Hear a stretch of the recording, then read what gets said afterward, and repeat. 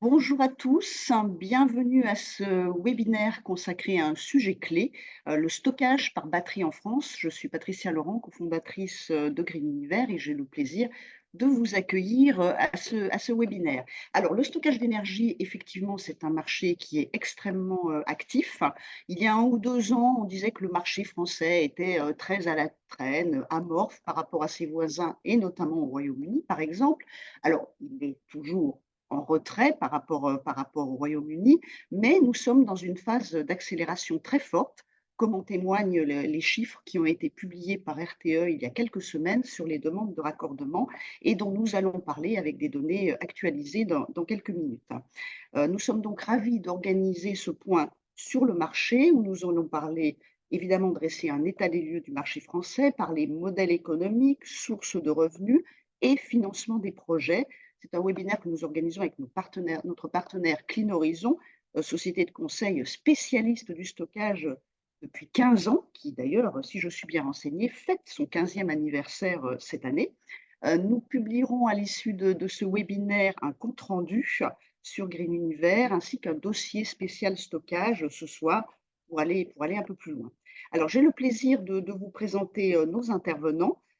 Corentin Bachet, responsable des études de Clean Horizon, Mathieu Santonax, chargé d'affaires Project Finance du CIC.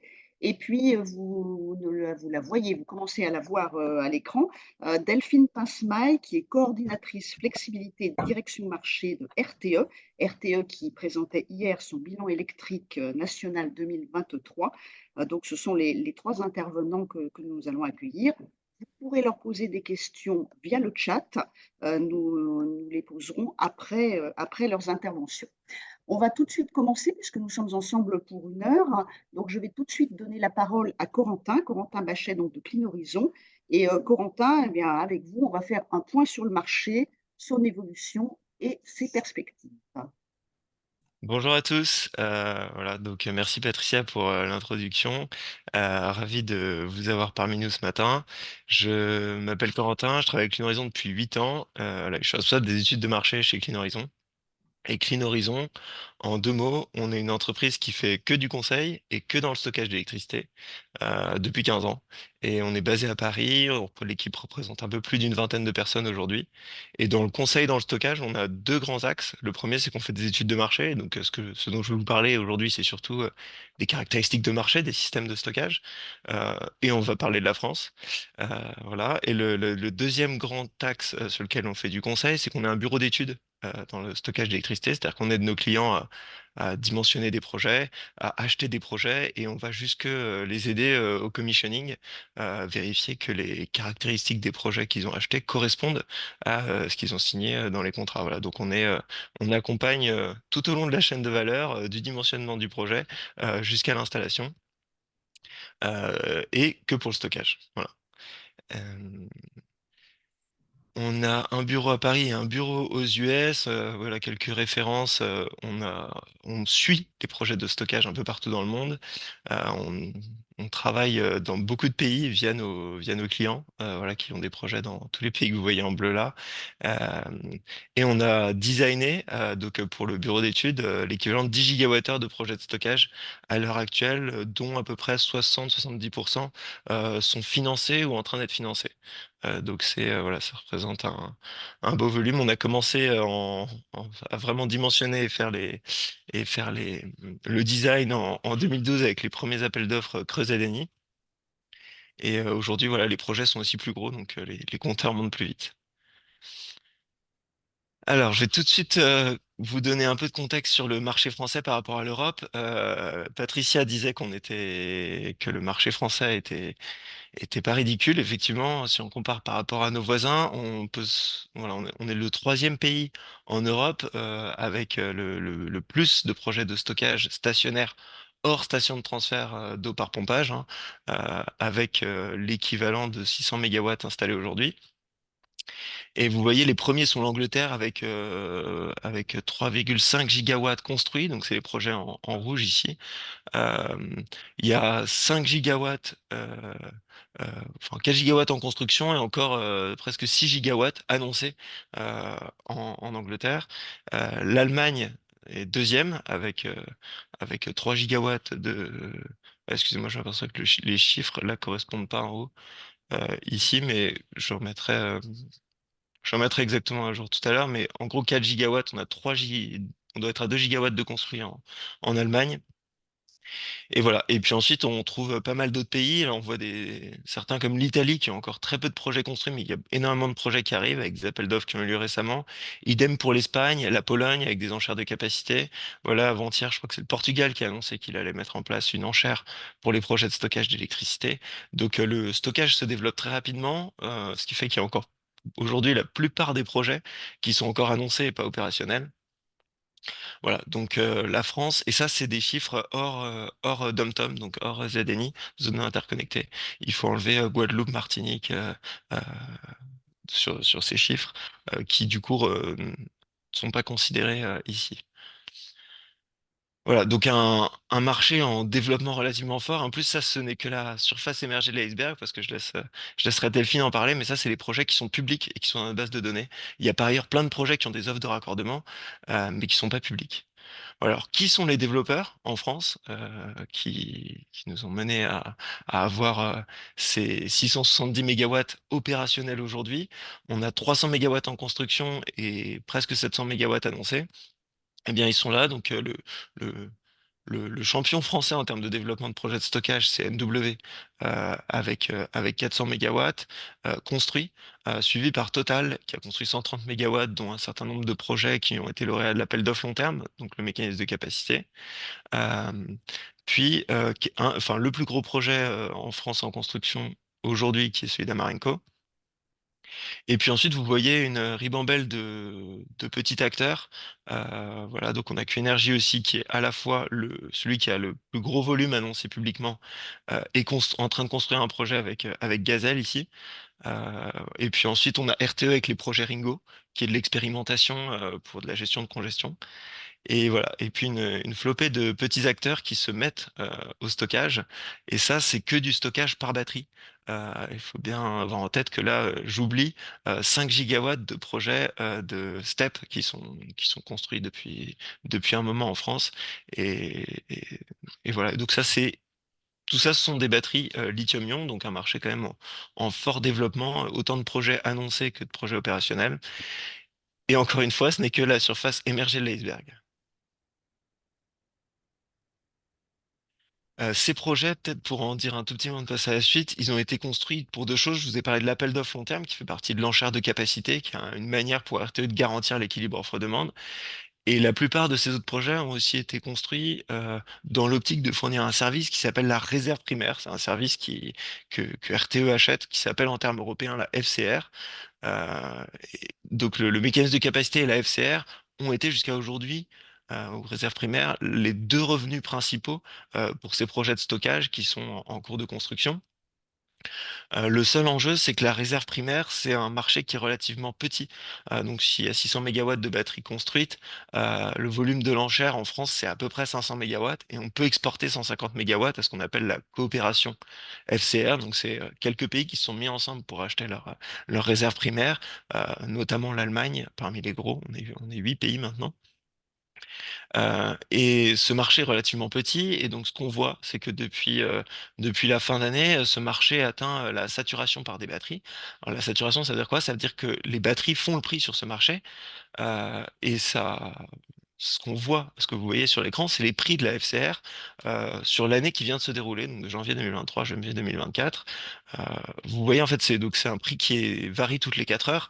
Donc ça, c'est la courbe bleue claire qui est très volatile. Et ce que je vous ai mis en bleu foncé, c'est la moyenne glissante mensuelle pour avoir une bonne idée des tendances.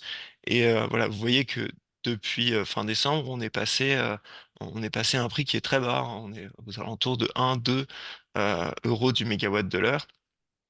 Donc un marché, donc déjà première chose qu'on peut dire, c'est que les batteries ont permis de faire baisser les prix sur la réserve primaire. Pour vous donner un ordre de grandeur, quand le marché a ouvert en Allemagne et quand la France a rejoint, on était plutôt autour de 20-25 euros du mégawatt de l'heure. Donc si on est à 2 aujourd'hui, c'est-à-dire que les coûts pour RTE pour s'acheter de la réserve primaire ont été divisés par 10. Donc c'est une très bonne nouvelle les consommateurs d'électricité et RTE. Il y a moins de frais pour l'opération du réseau. Euh, on a cette enchère qui a un volume relativement faible. Après, une enchère saturée, ça ne veut pas forcément dire que les prix vont rester à zéro. Ça veut dire que les batteries font le prix et ce qui va euh, déterminer le prix de l'enchère, ça va être le coût d'opportunité des batteries à aller sur d'autres marchés. Donc, on va parler juste après des autres opportunités, mais une enchère où il y a beaucoup de batteries ne veut pas dire que le prix va rester forcément bas. Ça dépendra de ce que peuvent faire les batteries de mieux par ailleurs que la FCR à l'avenir. Et donc ça dépend des autres opportunités pour les systèmes de stockage installés en France. Et voilà, donc ce qu'on a fait, c'est qu'on a pris les données passées de prix en France depuis 2018 sur la réserve primaire et le mécanisme de capacité. Alors là, ça exclut les projets qui sont lauréats de l'appel d'offres long terme, mais pour un projet qui se valorise sur la réserve primaire et le mécanisme de capacité, on a fait tourner notre outil de dispatch sur les prix passés pour estimer les revenus qu'aurait pu avoir une batterie en milliers d'euros par mégawatt par an sur les années 2018 à 2023. Donc ce qu'on voit, c'est qu'il y a un socle bleu foncé ici, qui est le mécanisme de capacité, euh, qui a d'ailleurs, dont le prix a augmenté, alors il a rebaissé un petit peu pour 2024, mais qui a un socle de revenus pour les batteries, et qui est parfaitement empilable, et c'est-à-dire que on peut cumuler ce revenu avec la réserve primaire. Et la réserve primaire, c'est la grosse barre que vous voyez là, en bleu, ce qui veut dire que la réserve primaire a historiquement plutôt bien payé. Vous voyez que l'ordre de grandeur des revenus est varié entre euh, une bonne à une mauvaise année, entre 70 à 230 1000 euros du mégawatt de l'année. Pour vous donner un ordre de grandeur, je vous ai mis ici le revenu nécessaire pour rembourser le capex d'une batterie d'une heure et payer 10% de son OPEX.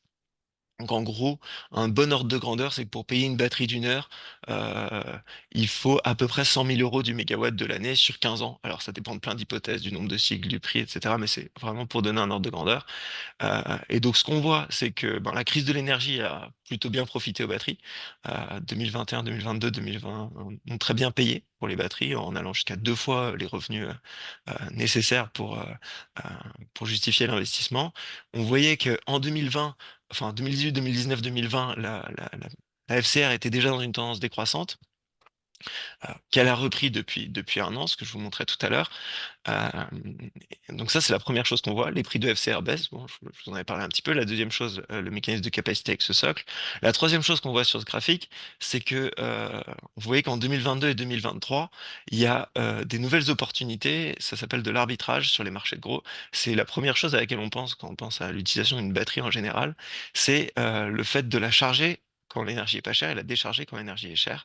Donc c'est l'arbitrage sur le marché de gros. On voit qu'il y a une part croissante d'arbitrage. Ça, c'est lié à deux choses: une volatilité accrue et des prix de FCR qui baissent. Donc, si les prix de FCR baissent, j'ai plus de chances d'avoir intérêt à faire autre chose que de la FCR. Donc, qu'est-ce qu'on va faire en 2024? Clairement, il n'y aura pas que de la réserve primaire pour 2024. Il y a d'autres opportunités qui vont se matérialiser. On va parler de réserve secondaire un peu plus tard. Delphine va parler un petit peu de gestion des congestions. Il y a du mécanisme d'ajustement, du trading. Donc là, je parlais d'arbitrage, mais ça peut aussi être du trading sur les marchés qui sont intraday. Voilà, donc plein d'autres opportunités pour faire cette pile de revenus associée au système de stockage. Et d'ailleurs, dans ces revenus, celui qu'on attend le plus, c'est la réserve secondaire. Donc, je vais en dire deux mots, mais Delphine reviendra dessus. On est passé à l'activation à l'ordre de mérite pour la réserve secondaire. Alors, l'acronyme européen pour réserve secondaire, c'est AFRR, donc c'est exactement la même chose. En juin, on va réouvrir l'appel d'offres de réservation et en juillet, on fera rejoindre la plateforme Picasso. Un point qui est intéressant de noter sur l'attractivité de la France pour fournir la réserve secondaire, c'est que je vous montre en dessous une métrique qui représente la volatilité de l'activation de l'énergie sur la réserve secondaire. Et ce qu'on voit, c'est que les prix sont 50% plus volatiles sur le marché d'activation de la réserve secondaire en France qu'en Allemagne, sur la plateforme Picasso. Donc, ce que ça veut dire, c'est que très simplement, la réserve secondaire est payée à la réservation et à l'activation, et l'activation est pour l'instant mieux rémunérée en France qu'en Allemagne si un système de stockage venait à y participer. Voilà, je vais presque m'arrêter là. Juste un mot pour dire que nous, c'est pile de revenus pour les projets de stockage avec Clean Horizon. On fait des prévisions de prix et donc on fait des prévisions de prix avec une entreprise qui s'appelle Kepler pour établir pour établir des données granulaires sur chacun des marchés, pour savoir combien vaudra chacun des services, réserve primaire, réserve secondaire, mécanisme d'ajustement, marché de gros. Et ensuite, pour obtenir la pile de revenus, faire le revenu stack, on utilise notre outil qui s'appelle Cosmos, que je vous ai montré sur les années passées, pour voir quels seraient les revenus associés au stockage et les modèles économiques pour permettre notamment le financement de projets. Voilà. Et je vais Très laisser la bien. parole. Merci beaucoup, Corentin. Peut-être juste une question qui a été posée sur une précision Oui, sur la slide numéro 4, je crois, qui concernait l'Allemagne. Est-ce que les chiffres incluent le stockage résidentiel? non, alors très bonne question. Là, il n'y a que le stockage. En Allemagne, il y a à peu près 3 gigawatts de stockage résidentiel, c'est énorme, hein. Là, les chiffres, c'est que du stockage utility scale euh, hors step. Donc là, c'est vraiment les projets de plus de 500 kilowatts qui sont dans notre base de données. Eh bien, Très bonne parfait. question. Et il y en a aussi pas mal en Angleterre, on en a peu en France. Il y en a aussi pas mal en Italie du stockage résidentiel, mais ces chiffres ne sont pas inclus dans cette présentation. Eh bien, merci pour cette précision. Merci, Corentin. Et effectivement, on va tout de suite donner la parole à Delphine Pincemaille, donc, qui est coordinatrice flexibilité à la direction marché de RTE et qui va compléter cet état des lieux dressé par Corentin et évoquer les perspectives avec notamment la réouverture prochaine de la réserve secondaire et nous parler aussi des demandes de raccordement et du sujet des congestions. Donc, Delphine, c'est à vous, hein. Bonjour à tous. Alors, j'ai eu des petits errements de connexion. Je ne sais pas si vous m'entendez bien et si vous voyez ce que je suis en train de partager à On vous l'écran. entend très bien. Là, tous les petits, tous les petits bugs sont réglés. Merci, merci à Ça, vous. Et ça a on été vous très entend bien chaotique. et on voit les slides. Tout est parfait. D'accord. OK. Alors, donc l'objet de la présentation, c'est faire un état des lieux et les perspectives du stockage. Alors, c'est du point de vue de RTE. On a fait un petit peu un bilan des demandes de raccordement, les principaux enjeux qu'on voit pour 2024 et des perspectives d'évolution. Donc voilà, donc le but du jeu, c'est d'être le plus complet possible sur l'ensemble des présentations. Tout d'abord, un état des lieux des demandes de raccordement. Alors, je ne vais parler que de la HTB, que ce qui est raccordé au niveau de RTE. Donc, l'état des lieux et les chiffres du raccordement qui sont au 1er février 2024, on peut constater qu'on a 265 mégawatts de puissance installée en service, ce qui représente, bon an, mal an, en puissance de raccordement 285, parce qu'il y a des sites qui sont raccordés derrière des installations de production et des installations de consommation. Mais à la maille unité de stockage, on est sur 265 mégawatts de puissance installée. Comme l'a dit Corentin, l'essentiel de ces puissances joue sur la réserve primaire, la FCR, et se rémunère aussi sur les appels d'offres long terme qui ont été passés il y a quelques années. Aujourd'hui, on a 5,8 gigawatts de puissance installée qui sont en cours de raccordement, ce qui veut dire que ils ont une PTF, donc enfin une proposition technique et financière de RTE qui a été signée et ils sont rentrés en file d'attente. Ce qu'on peut constater sur ces 5,8 gigawatts, c'est que globalement, la puissance installée est majoritairement d'environ 100 mégawatts, ce qui fait qu'on a une petite évolution des unités de stockage entre ce qui est raccordé, qui était majoritairement raccordé en HTB1, et aujourd'hui, ce qui est en file d'attente est majoritairement en HTB2. Donc, on a des stockeurs un peu plus gros qui viennent se raccorder au réseau. Et par rapport à tout ce qui est en file d'attente, on voit la masse des projets en file d'attente qui viendra se raccorder en 2026, ce qui correspond, bon an, mal an, à 3 ans d'instruction, enfin de raccordement et de développement des projets. Sur les projets qui sont certifiés, donc qui peuvent participer à la réserve primaire et à la réserve secondaire, donc FCR pour la réserve primaire, AFRR pour la réserve secondaire. Aujourd'hui, on a 497 mégawatts de batteries qui sont certifiés pour participer à la réserve primaire. La réserve primaire est de 514 mégawatts de requis. Pour 2023, on va être sur des chiffres, on est sur des chiffres équivalents aujourd'hui en 2024. Ce qu'on voit, c'est que globalement, les besoins en réserve primaire peuvent être couverts par les stockeurs, par les batteries. Aujourd'hui, on a 38 mégawatts de batteries qui sont certifiées pour participer à la réserve secondaire. Et en attente de certification, on a 142 mégawatts qui sont en cours de certification sur la réserve primaire, 4 mégawatts en cours de certification sur la réserve secondaire, sachant que sur la réserve secondaire, les chiffres sont plutôt optimistes parce qu'on note une tendance. Alors ça peut paraître peu comme ça en chiffres, mais on voit que la tendance, elle augmente au fur et à mesure. On a pas mal certifié de batteries dernièrement et ça avance tranquillement et on pense qu'il va y avoir une petite accélération avec l'annonce de la CRE, de la réouverture de la réserve secondaire pour juin 2024. Si je vais sur les enjeux 2024, alors comme on peut le constater, le gros sujet, c'est la réouverture de la réserve secondaire par appel d'offres. Donc, pour mémoire, la CRE a publié sa délibération fin janvier qui met fin à la dérogation qui avait été accordée à RTE de la contractualisation des capacités de réserve secondaire par appel d'offres journalier. Alors, qu'est-ce que ça veut dire?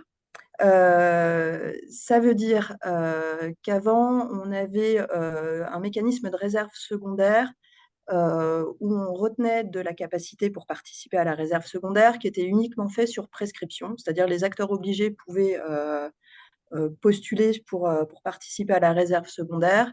Et sous l'impulsion des codes de réseau européens, il fallait ouvrir ce marché à un appel d'offres journalier. Il y a une réouverture il y a une première ouverture qui a été faite en novembre 2021, mais au vu du marché et des prix, il a été décidé de déroger à cette obligation d'appel d'offres journalier, le temps de développer le marché, de répondre aux différentes demandes du régulateur. Et aujourd'hui, la décision a été prise de le réouvrir au mois de juin 2024 pour ce marché de la capacité. Au niveau du prix en énergie, on est passé en novembre 2023 pardon, au merit order avec une rémunération au prix marginal pour les offres en énergie. Donc, je vous ai rappelé les principales caractéristiques des offres sur le marché secondaire qui peuvent être symétriques ou uniquement des offres ou asymétriques, donc uniquement à la hausse ou à la baisse, avec des acteurs qui déposent des offres au maximum en J-1, des offres qui sont faites par heure et qui peuvent être exclusives. Donc, une offre peut être retenue, alors que d'autres offres de ce groupe d'exclusivité ne sont pas retenues. Donc ça va repartir donc au mois de juin 2024. Et côté RTE, on a bien conscience que c'est une source de rentabilité non négligeable pour les stockeurs. Si je continue, aujourd'hui, et notamment cet après-midi, on est en train il y aura une concertation qui est en cours sur un appel d'offres flexibilité décarbonée avec une option stockage. Donc, pour mémoire, cet appel d'offres, c'est l'appel d'offres effacement qui est en train d'évoluer pour basculer côté flexibilité décarbonée et intégrer, outre des effaceurs, des moyens de stockage. Donc, cet appel d'offres est dit flexibilité décarbonée parce que ce qui est demandé aux unités de stockage, c'est un service de modulation. L'idée derrière tout ça, c'est de déplacer des volumes d'énergie des périodes de forte production ENR vers des périodes de forte consommation. Donc, en gros, l'idée, c'est que le stockeur soutire quand il y a beaucoup de production d'ENR et qu'il restitue cette énergie lorsqu'il y a des fortes consommations. Donc, finalement, le but du jeu, c'est de passer des pics de consommation. Et ces pics ont lieu le matin de 8h à 13h et le soir de 18h à 20h, plutôt pendant les périodes hivernales sens large, c'est-à-dire du 1er janvier au 15 avril et du 15 octobre à fin décembre. Donc, ces services seront rendus par des installations de stockage, mais globalement, c'est le principe de neutralité technologique qui a fait que le stockage a été intégré à ce mécanisme d'appel d'offres qui était principalement réservé aux effaceurs. Et nous, ce qu'on voit, c'est pour ces périodes de pointe qui sont de 8 heures à 13 heures, donc 5 heures. Ce qu'il nous faudrait, c'est vraiment avoir des unités de stockage avec un stock d'au moins 4 heures, donc qui permettrait de rendre ce service pendant une large période de temps. L'intérêt de cet appel d'offres, c'est bien évidemment la rémunération, sachant qu'elle peut être au maximum de 85 kilo-euros du mégawatt. Pour mémoire, sur ce mécanisme-là dont j'évoque les grands principes, il y a un appel à contribution qui est en cours. Et dans cet appel à contribution, vous avez les grands principes d'orientation, enfin les grandes orientations de cet appel d'offres flexibilité décarbonée avec les moyens de stockage, enfin avec l'option stockage, et on attend vos retours sur les principales orientations. Cet après-midi, il y a un groupe de travail sur le sujet où l'idée, c'est de vous représenter, notamment à destination des stockeurs, de présenter les grandes orientations et d'engager une réflexion et une discussion avec les stockeurs sur les grandes propositions. Si je poursuis mon petit état des lieux des différents points d'actualité RTE 2024. Donc après la réserve secondaire et sa réouverture à l'appel d'offres journalier en juin 2024, après ce nouveau mécanisme d'appel d'offres de flexibilité décarbonée, on a le bilan prévisionnel qui vient regarder les besoins du réseau à horizon 2030-2035. Et ce qu'on peut constater, alors je ne sais plus si la partie sécurité d'approvisionnement a été publiée, elle était censée être publiée le 6 février. Si ce n'est pas le cas, elle sera publiée incessamment sous peu. Donc ce qu'on constate au niveau du bilan prévisionnel 2023 de RTE, c'est qu'on identifie un besoin de capacité supplémentaire pour assurer l'équilibre offre-demande. Et ce besoin va évoluer selon la disponibilité du nucléaire, les évolutions de la consommation et la contribution des pays voisins. Donc, la grosse injection de production, le besoin de consommation qui est accru, et finalement tous les échanges d'énergie qu'on peut faire avec les pays voisins via les interconnexions. Ce qu'on constate, c'est que le besoin de flexibilité, RTE a analysé plusieurs bouquets de flexibilité, dont certains reposent notamment sur le développement des batteries. Alors, je vous ai mis le schéma et le rappel des bouquets de flexibilité. Donc, on a un bouquet de référence et on a plusieurs bouquets qui peuvent évoluer selon le développement d'autres moyens. C'est-à-dire que la batterie dans l'équilibre offre-demande est dépendante du développement du thermique, de la flexibilité de la consommation, des steps, des échanges, de la disponibilité du nucléaire et aussi de l'évolution de la consommation. Néanmoins, on a regardé le bouquet de référence, c'est-à-dire le bouquet qui est le plus probable sur l'évolution des moyens de production et des besoins en consommation. Et dans ce bouquet de référence, on voit qu'on a un besoin d'augmentation de 6 gigawatts des batteries. Alors, par rapport à ce qui était raccordé l'année dernière, pas nécessairement en prenant en compte tout ce qui est rentré en file d'attente dernièrement et les 5,7 gigawatts qui sont rentrés en file d'attente, sachant qu'il y a énormément de projets qui sont en cours d'instruction des demandes de raccordement. Ce bouquet de flexibilité, l'idée, c'est qu'il va permettre sur de l'EOD de résorber des défaillances courtes qui sont de l'ordre de quelques heures et d'optimiser également le fonctionnement du système électrique, donc sur plusieurs jours et plusieurs semaines dans des situations extrêmes mais qui se présentent rarement. Donc voilà donc je vous ai remis le petit schéma. Ce petit schéma sera très explicité dans le chapitre sur la sécurité d'approvisionnement, donc il doit être bientôt publié. Donc là, je vous ai présenté les besoins de réglage, les besoins donc de service système. Je vous ai présenté les besoins en équilibre offre-demande et la contribution des batteries. Je vais passer au dernier point et aussi à une autre utilité des batteries, qui sont la gestion des congestions. Donc, et de voir finalement quel va être le rôle du stockage et plus globalement des flexibilités auxquelles participe le stockage dans ces contraintes de gestion de congestion.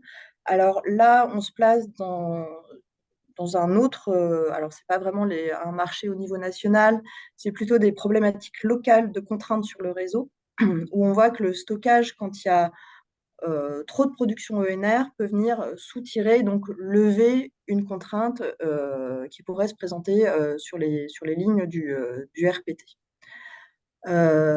Ici, il y a deux choses qui sont intéressantes à voir. Le premier, c'est qu'on a la passation d'un appel d'offres expérimental, donc qui est toujours en cours, mais qui devrait normalement ces prochaines semaines aboutir, où en fait l'idée de cet appel d'offres flexibilité, c'est de tester la capacité d'un moyen de flexibilité, ici une batterie, à résoudre une congestion à la place d'un investissement réseau.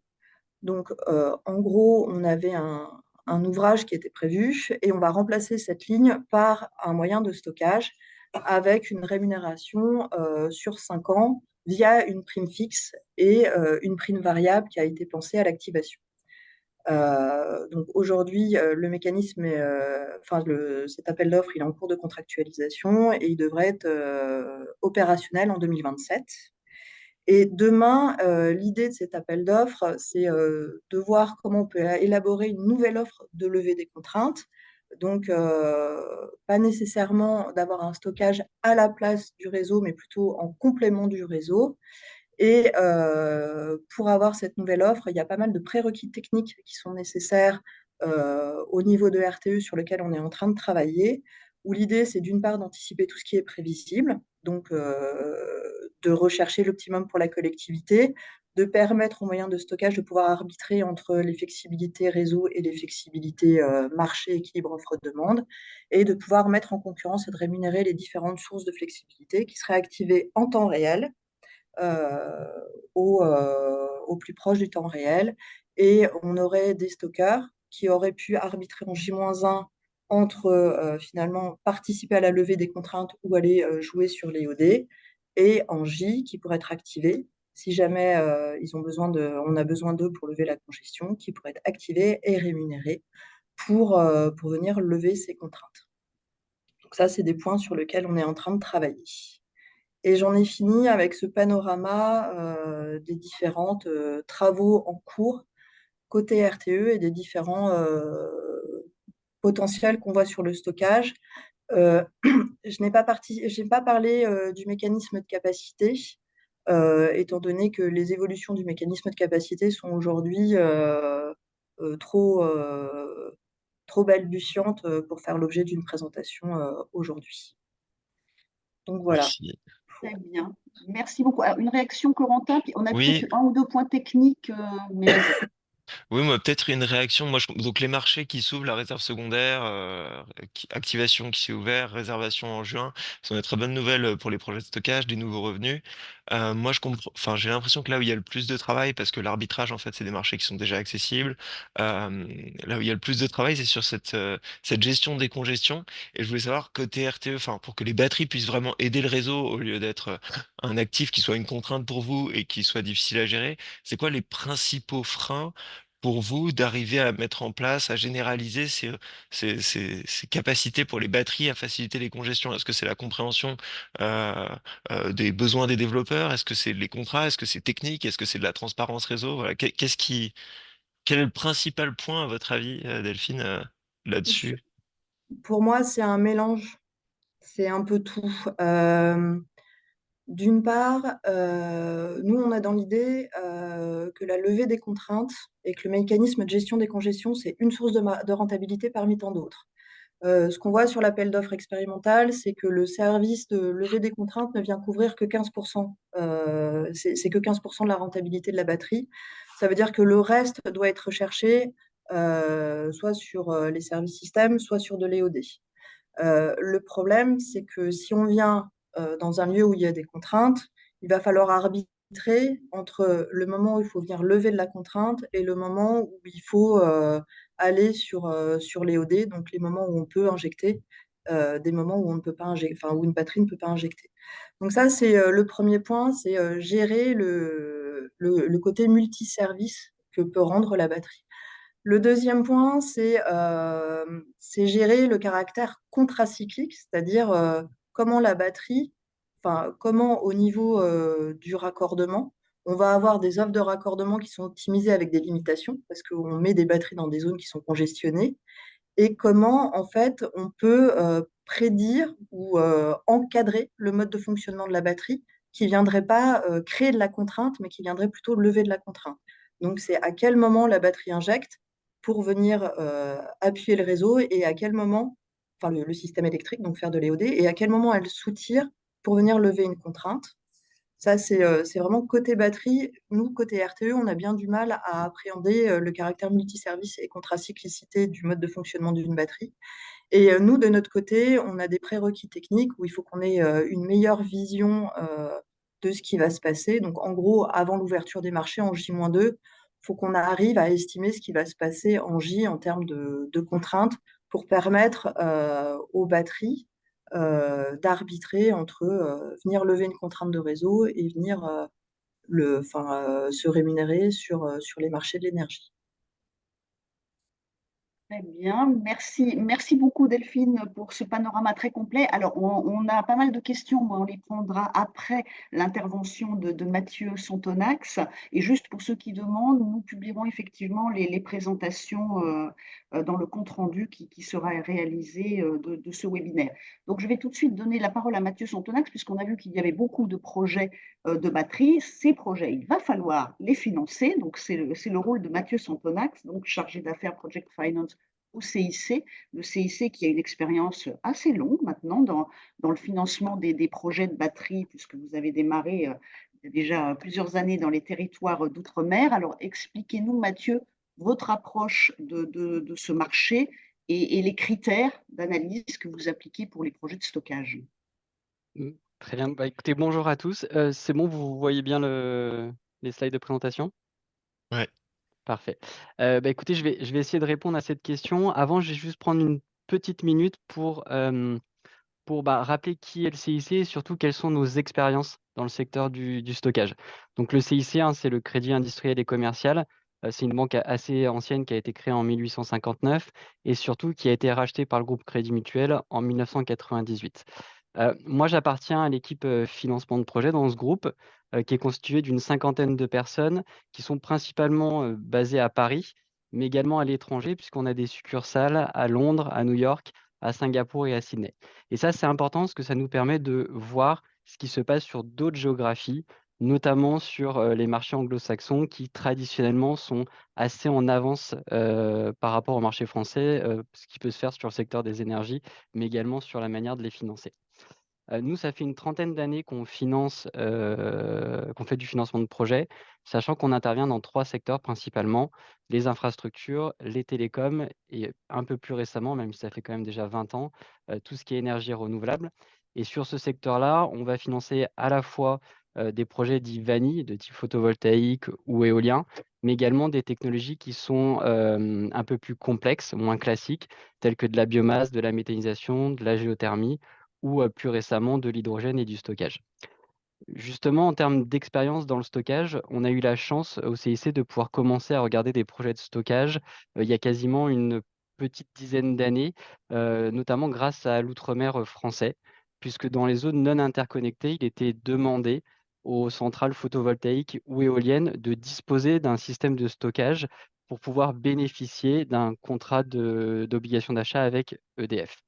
Et l'idée était bien évidemment de pouvoir lisser la production électrique de manière à l'ajuster aux besoins en consommation de la population.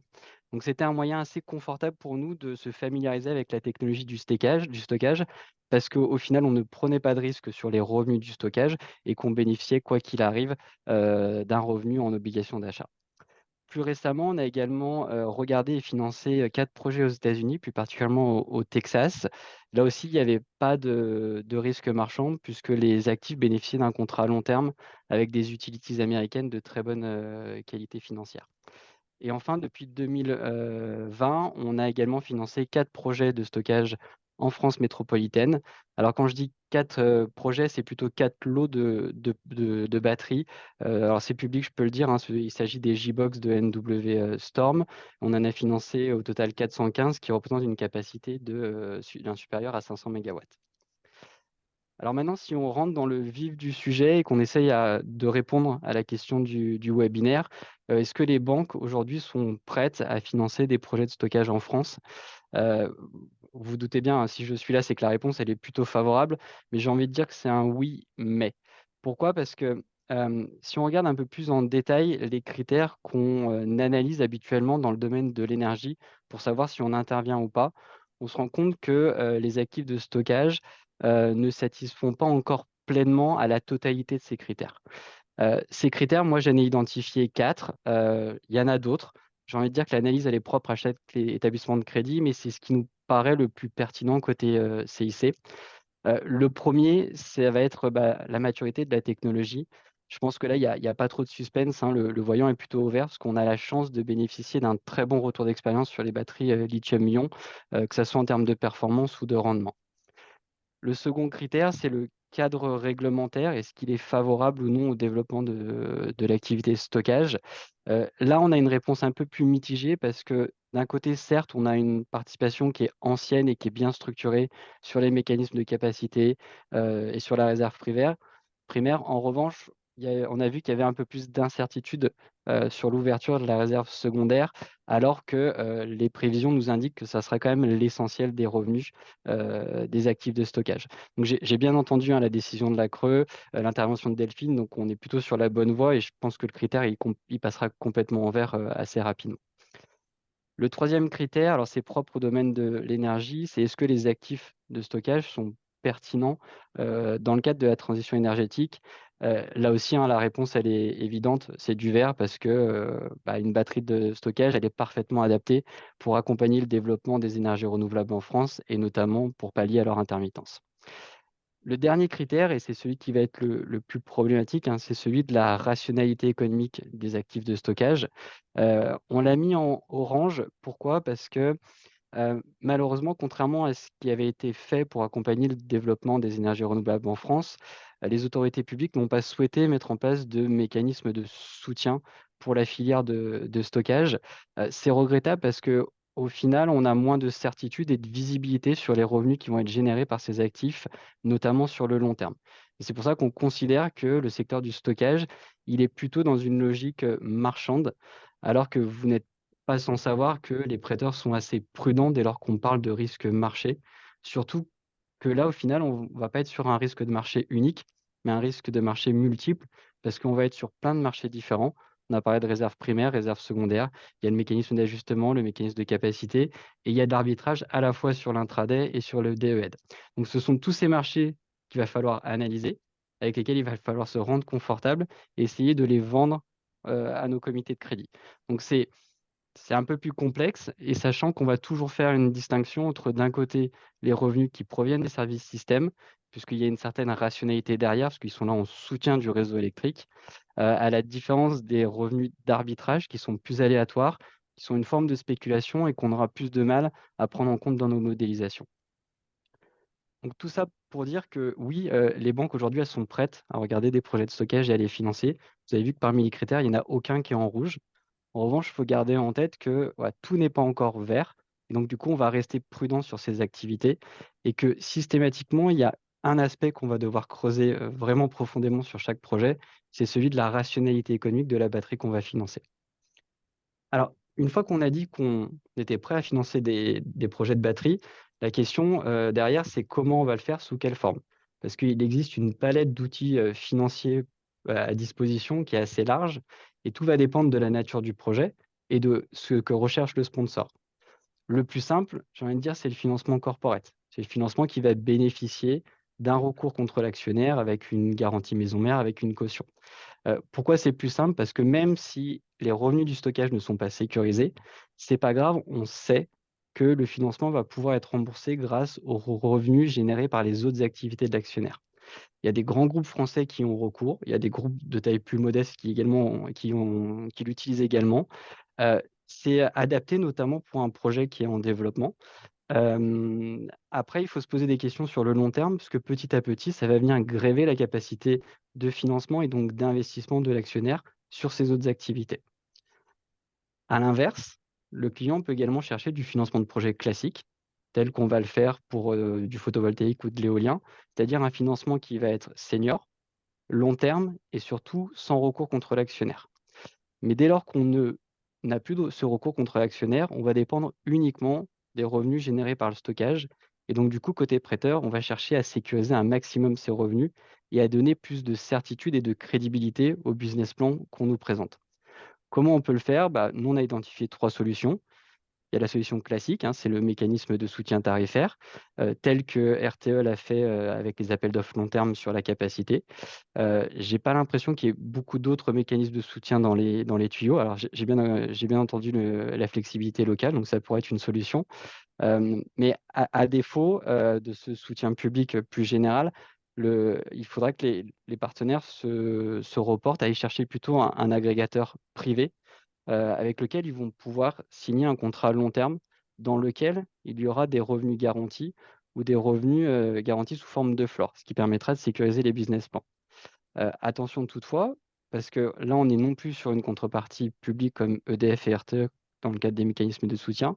On est sur une contrepartie privée et du coup, il va falloir être plus vigilant sur le contenu du contrat, sur la qualité financière de l'acheteur et sur toutes les garanties qu'il va pouvoir émettre pour sécuriser ce paiement sur le long terme.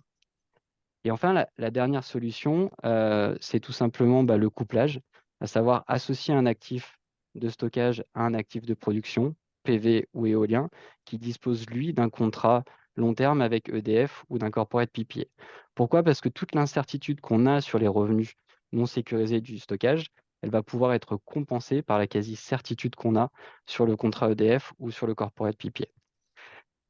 Ces 3 solutions, vous l'avez compris, elles ont un but, c'est vraiment de sécuriser les revenus du projet, puisque c'est eux qui vont permettre de rembourser le financement, au final. Si on n'a pas ces revenus sécurisés, en tout cas une partie de ces revenus sécurisés, ça va être assez compliqué de faire du financement de projet sans recours. En revanche, on a d'autres alternatives, hein. Je pense notamment à de la dette mezzanine ou à des structures de type mini-perm. Une mini-perm, c'est des structures qui sont utilisées notamment par les banques étrangères, beaucoup au Royaume-Uni ou en Espagne. C'est un financement court terme qui n'est pas entièrement amortissable.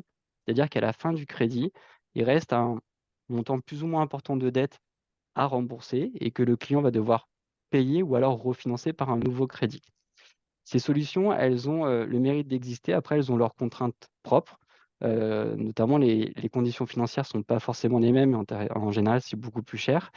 Et sur les mini-perm, il y a un vrai risque de refinancement parce que si le client, au terme de ce crédit, n'arrive pas à rembourser ce balloon ou n'arrive pas à le refinancer, il y a des mécanismes de cash sweep ou de cas de défaut qui vont s'activer et qui peuvent être assez contraignants pour le client. Donc en conclusion, oui, les banques aujourd'hui, elles sont prêtes à financer des projets de stockage, soit sous forme de financement de projet sans recours dès lors que les revenus sont tout en partie sécurisés, ou alors de manière alternative avec du financement corporate ou avec des structures financières un peu plus agressives dès lors que la part des revenus marchands est beaucoup plus importante. Si en conclusion, je dois faire passer un dernier message, c'est celui qui apparaît, à savoir qu'il faut garder en tête qu'on est sur des projets qui sont plus complexes à analyser et à financer que des projets classiques d'énergie renouvelable. Et du coup, il faut, entre guillemets, essayer de nous faciliter, la tâche, à savoir à bien regarder tous les autres aspects, et bien encadrer tous les autres risques usuels qu'on a en financement de projet, donc la construction, l'acheminement, la maintenance, de manière à ce que, on ne vienne pas cumuler ces risques mal encadrés avec le risque de revenu qui existe déjà sur l'activité de stockage. Et le deuxième point d'attention, c'est la nécessité d'avoir un bon alignement d'intérêts entre les différents intervenants au projet, notamment entre l'actionnaire et les prêteurs. Je vais prendre 2 exemples. Ça sera toujours beaucoup plus simple de faire accepter un dossier en comité de crédit si on sait que le sponsor va rester impliqué sur le long terme dans le projet et ne va pas chercher à sortir dès les premières années en nous laissant tout seuls. Et le deuxième point, je pense que vous l'avez compris, on va être assez prudent, assez conservateur dans les hypothèses de modélisation.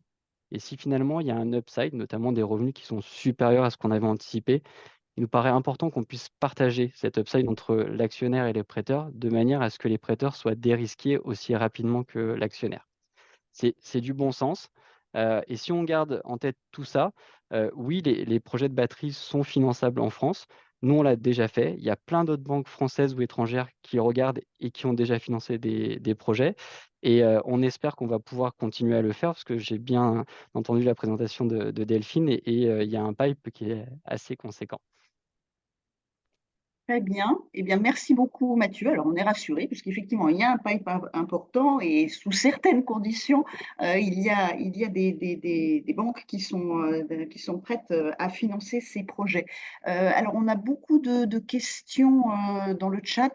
Je sais que Corentin a répondu à certaines. On va peut-être pas pouvoir toutes les prendre, mais quand même, alors notamment pour Delphine. Pour RTE, il y a quelques questions qui concernent l'AOFlex, notamment sur le prix. Comment ce prix de 85 kg par mégawatt a été déterminé et est-ce qu'il s'entend par an? Demande un participant.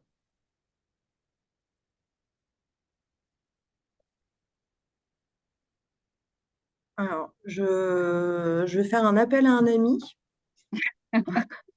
Je vous Vous avez le présente droit. Florent Vince qui s'occupe de l'appel d'offres flexibilité décarbonée. Je pense que ça sera plus précis si C'est formidable, on a Florent répond. l'expert qui peut répondre à la question. Fantastique. Bonjour à toutes et à Bonjour. tous. Alors, le prix de 85 000 euros, comme Delphine l'a dit, hein, l'appel d'offres flexibilité décarbonée, c'est en fait une évolution de l'appel d'offres effacement. Et donc, il hérite de plusieurs caractéristiques de l'appel d'offres effacement et notamment ce maximum de 85 000 euros. En fait, le plafond de clearing de l'appel d'offres effacement et donc de l'appel d'offres flexibilité décarbonée, c'est 65 000 euros par mégawatt. Donc, c'est le prix de clearing maximal et la rémunération maximale à laquelle l'acteur peut prétendre, auquel vient s'ajouter en fait un complément qui peut varier pour les effacements de 0 à 20 000 euros du mégawatt.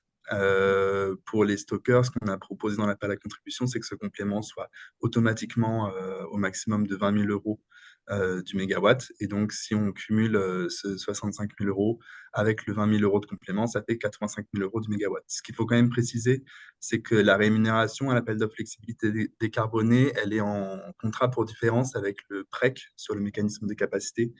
Donc, c'est-à-dire que pour avoir les 65 000 euros, les jusqu'à 65 000 euros de rémunération à la OFD, il faut aussi se rémunérer sur le mécanisme de capacité. Donc, si par exemple, le prix de clearing de la OFD devait être de 60 000 euros du mégawatt en 2025 et qu'en 2025, le PREC est de 20 000 euros du mégawatt, eh bien, un acteur lauréat de la OFD toucherait 20 000 euros au titre du MECAPA et 40 000 euros au titre de la OFT pour atteindre le clearing de 60 000 euros, auquel viendraient s'ajouter, encore une fois, les 20 000 euros de complément. Très bien, merci. Une autre question sur l'AOFlex, l'AO expérimental. Est-ce que vous ferez un retour d'expérience et est-ce qu'il y en a d'autres anticipés? Alors, on a déjà fait un premier retour lors d'un GT stockage en 2023. Une chose est sûre, c'est le contrat tel qu'il a été concerté mérite d'évoluer. On l'a bien vu dans les négociations commerciales qu'on a pu mener avec les candidats. Ça, c'est le premier point. Le deuxième point, oui, effectivement, j'avoue qu'il y a eu pas mal de rebondissements hein, sur les négociations de l'appel d'offres flexibilité. Donc, on s'est vraiment concentré sur ce point-là. On va lancer un nouveau scan France pour trouver des nouvelles zones, une ou plusieurs. Il y aura un retour qui sera fait normalement, qui est prévu en 2024 sur des potentielles nouvelles zones. Et parallèlement à ça, à l'instar de ce qu'a inscrit la Creux dans une précédente délibération de mémoire sur les smart grids, on travaille aussi sur le stockage qui viendrait pas se substituer à un ouvrage, mais plutôt venir lever des contraintes qui sont dites résiduelles. C'est-à-dire, on a fait de l'investissement réseau, mais il reste des contraintes et on essaye de voir comment un moyen de stockage pourrait venir lever la contrainte, et on mettrait en concurrence, entre guillemets, plusieurs moyens de flexibilité, que ce soit des limitations de production ENR ou des moyens de stockage. Donc ça, c'est entre guillemets les travaux 2024 et sans doute au-delà sur l'appel aux flexibilités, pour venir lever des contraintes locales. Merci. Une question pour Mathieu sur les technologies. Est-ce que vous êtes prêt à financer d'autres technologies que le lithium-ion et notamment au sodium? Alors, aujourd'hui, On a on a regardé que participé. du lithium-ion. Après, on se ferme on se ferme aucune porte, hein. Il a bien fallu commencer un jour à financer du lithium-ion. Donc, après, sous réserve d'un audit par un conseil technique qui se veut rassurant, voilà, on se ferme aucune porte. Mais c'est vrai qu'aujourd'hui, on est beaucoup plus à l'aise, c'est beaucoup plus fluide avec les batteries lithium-ion qu'on connaît.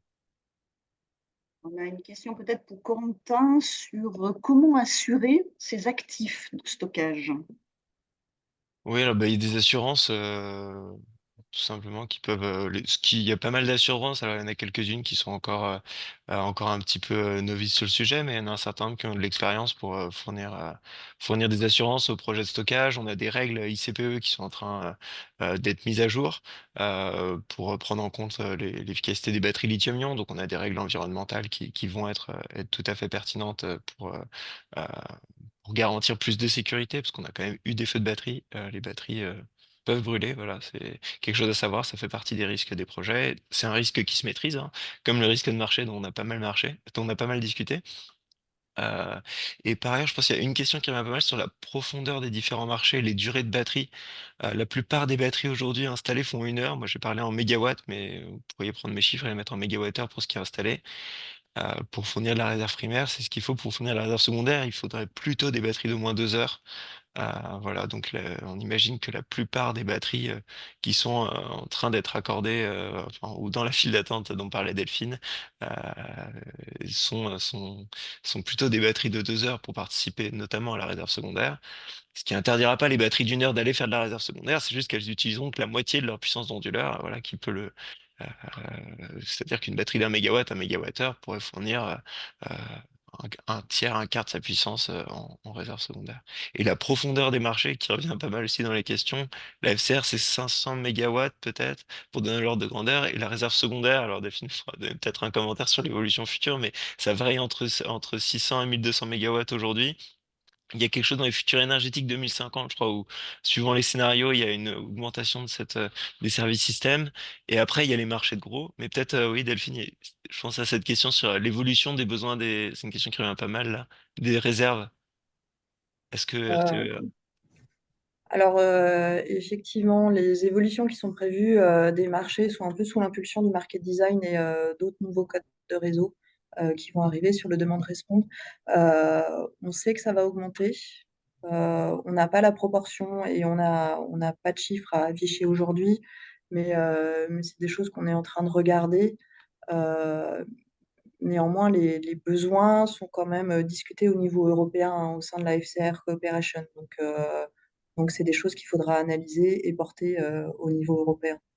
Mais effectivement, la réduction des délais de neutralisation des offres, le développement des productions d'énergie renouvelable va justifier une augmentation des besoins de réglage. Même si cette année, le besoin de FCR a un petit peu baissé parce qu'on avait un peu moins de production que l'année dernière. Oui, mais pour le coup, Oui, plus long terme. Ouais, ouais, je parle vraiment sur du long terme, hein. Ça va pas arriver d'accord. demain. Ça va arriver vraiment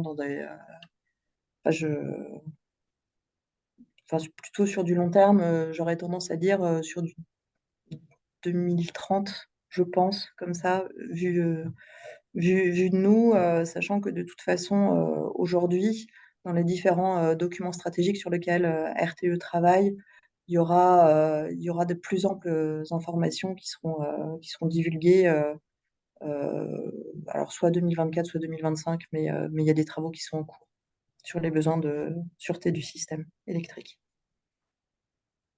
Corentin, est-ce que vous voulez répondre à une dernière question? Sinon, il y a peut-être une dernière question pour Mathieu. Et puis après, nous allons clore ce webinaire. Alors, je pose la question peut-être à Mathieu en attendant que Corentin repère une question. Mathieu, il y avait une question sur le dimensionnement de la dette pour les projets de stockage. Comment vous dimensionnez-vous la dette? Alors, il y a 2 critères, qu'on utilise en financement de projet. Le premier, c'est le gearing, donc la quote-part de fonds propres que le client doit apporter.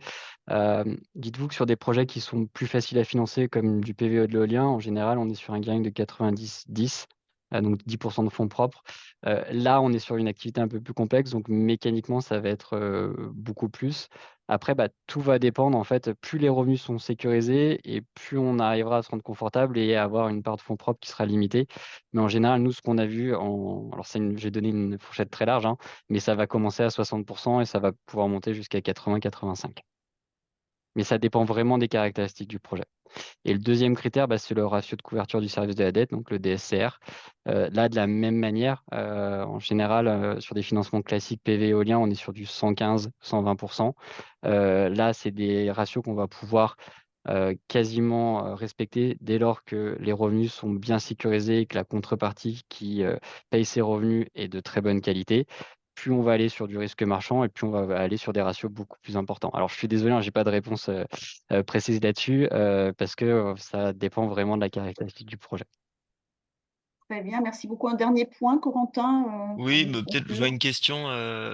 Est-ce qu'on peut partir du principe que les batteries, donc qui font de l'arbitrage sur les marchés de gros, fournissent un service au système? Tout à fait, hein. Il y a juste le terme consacré de service système qui dessine les réserves primaires, secondaires, notamment, mais les batteries qui font de l'arbitrage participent à l'équilibre du réseau et peut-être, c'est peut-être à mon avis pour les mots de la fin. En fait, les batteries, c'est un actif extrêmement flexible qui peut participer à plein de marchés. On a parlé de réserve primaire, mécanisme de capacité, AO flex et AO flexibilité décarbonée, donc ils sont bien différents, hein, c'est en vrai ce qu'expliquait Delphine.